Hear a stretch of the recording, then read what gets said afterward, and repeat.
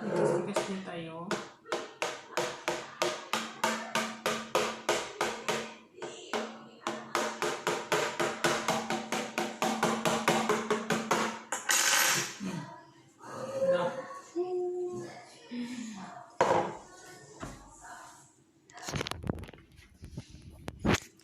Tayo ubi. As you can see, travel tayo lang 200 degrees. Okay. Painitin tayo pa bago tayo nga isa lang dyan pizza da. Painitin tayo ito oven. Amo bali nga ikabil di pizza da nga hang penga na po dito atoy oven. Dapat painitan penga muna.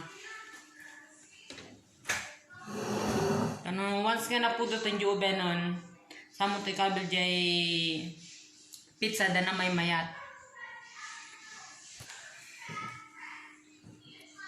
Okay. So like this, kastoy lang ti kote pizza da. So thank you for watching. So please like and share and subscribe my YouTube channel. Rang IT Ilokhanja. So bye.